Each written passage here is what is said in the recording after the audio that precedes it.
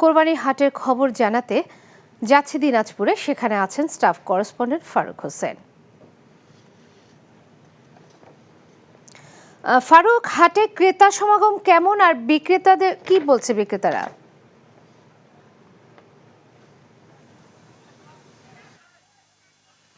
ঋতু, আমি এই মুহূর্তে দাঁড়িয়ে আছি দিনাজপুরের বড় আপনার পশু বিক্রির হাট। এটি হচ্ছে যোগেন বাবুর হাট। এখানে সকাল 9টায় শুরু হয়েছে কেনা বেচা। এখন আপনি আমার পিছনে দেখতে পাচ্ছেন যে অনেক কিন্তু যে সমস্ত গরু বিক্রি হয়েছে সেগুলো কিন্তু চলে গেছে।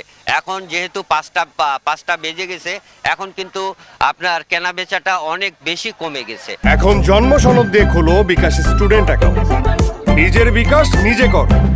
আরেকটি কথা বলে রাখতে চাই যে এখানে যারা ক্রেতা রয়েছেন তারা বলছেন যে দাম বেশি, অথচ যারা বিক্রেতা রয়েছেন তারা কিন্তু বলছেন যে তারা যে খাদ্য যে খরচ হয়েছে সেই খরচ কিন্তু উঠবে না। আর একটি কথা বলতে চাই যে দিনাজপুর কিন্তু সীমান্তবর্তী জেলা। এই জেলাতে কিন্তু আপনার মানে ভারত থেকে কোনো গরু আসছে না।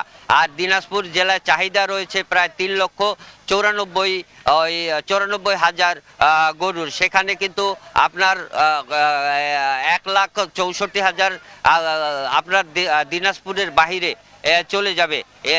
চলে যাবে এখান থেকে।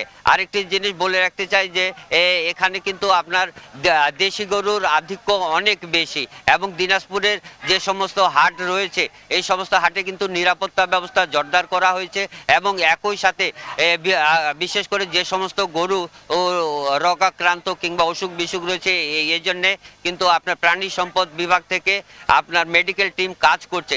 সব কিছু মিলিয়ে আরও যেহেতু 3 দিন বাকি, আপনার গরুর হাট জমতে আরও একটু দেরি লাগবে। তো আমার কাছে এই ছিল দিনাজপুরে গরু হাটের সর্বশেষ সংবাদ। ঋতু, এখন জন্ম সনদ দিয়ে খোলো বিকাশ স্টুডেন্ট অ্যাকাউন্ট, নিজের বিকাশ নিজে কর।